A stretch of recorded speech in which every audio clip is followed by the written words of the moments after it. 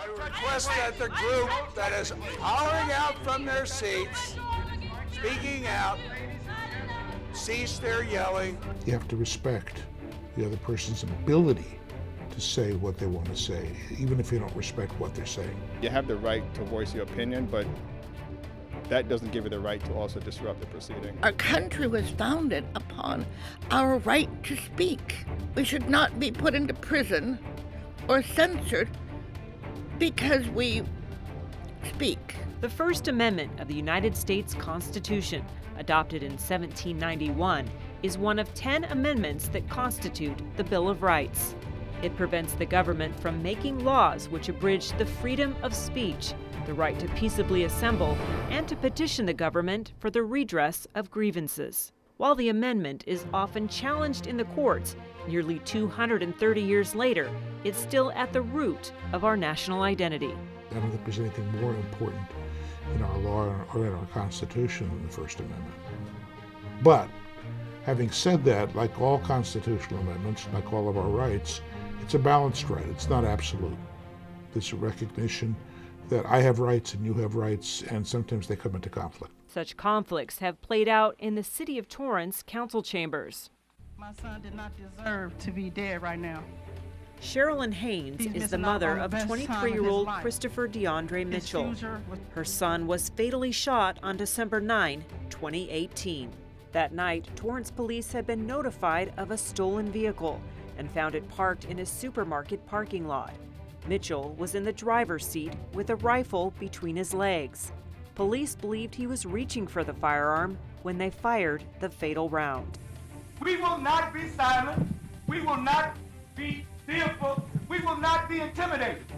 Following the shooting, the group Black Lives Matter has staged racially charged protests each week at Torrance City Council meetings, limiting the City Council's ability to conduct regular business. In May, tensions escalated when demonstrators clashed with counter-protesters, all while the City Council discussed an urgency ordinance making it a misdemeanor to disrupt council meetings and disobey orders from the mayor. Police in riot gear were called in to clear the council chambers and restore order. The council then passed the ordinance. Those in violation could face jail time along with a $1,000 fine. We have all these officers on standby. It's almost like I feel like we're almost in a war zone here. The City of Torrance recognizes and respects the right of freedom of speech. But the rules of order must be observed so that all attendees can hear and be heard. The Los Angeles County District Attorney's Office completed its review of the shooting on October 9, 2019. It found both officers involved in the shooting acted in lawful self-defense. Following release of the officers' names by the DA's office, protesters continue to dispute the decision. Each week, speakers use the 30-minute oral communication period as a forum, with its 3 minutes per speaker limit to express their concerns. Ma'am, your time is up. Shame on you that you would remove her entirely from this process for speaking over the allotted time. While protesters call the time limitations unfair, others say they're not strict enough. They say interruptions infringe upon the rights of those there to advance the agenda of the meeting. So what right does the public have to express its views in places like this, the Torrance City Council chambers, where the people's business is conducted? The answer lies in the First Amendment and also the Ralph M. Brown Act, passed in 1953. The Brown Act was designed to prevent local government bodies from holding meetings in secret and to guarantee the public's right to attend and participate in meetings of local legislative bodies. The whole purpose of the Brown Act, which governs how meetings are to occur, and the First Amendment is to allow people to attend meetings and express themselves. Remember that local governments are the one area where citizens most interact with their government. You very rarely get to meet your congressperson or your president or even your state assembly person or state senator, but your city council people, they're there at meetings. And so we want to encourage people to attend meetings and feel that they can express themselves and not limit what they're saying. So when and where is free speech protected?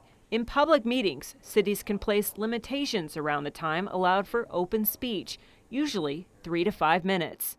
Appropriate venues for organized protests may include parks, sidewalks, or parades, but cities may require advance permits to ensure they don't disrupt traffic flow or public safety. Government cannot say, we're not going to let you speak. They have to let you speak, but they can place reasonable regulations on time, place, and manner of where that speech occurs, depending on where it is. The law has long recognized that the freedom of speech is not the freedom to speak in any place at any time. In particular, you can't speak, generally speaking, with a few exceptions, on someone else's property. And you can't speak on government property while the government is using it for its own programs. Again, that's true whether it is inside a college classroom or a junior high school classroom or a city council meeting. And while the First Amendment protects most content, it stops at protecting conduct. Rushing the dais is not protected. Making physical threats is not protected.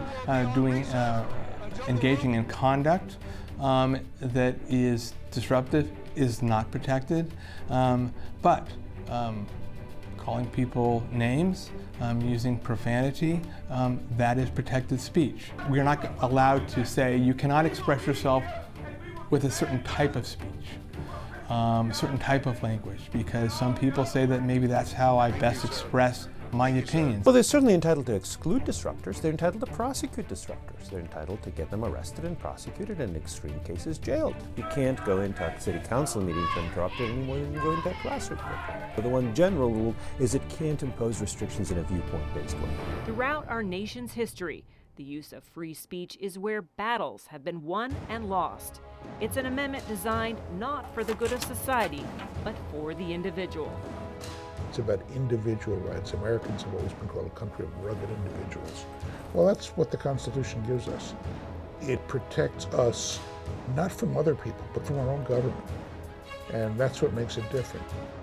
As Abraham Lincoln so eloquently phrased it in his Gettysburg Address, a government of the people, by the people, for the people, shall not perish from the earth. For Torrance City Cable, I'm Colleen Farrell.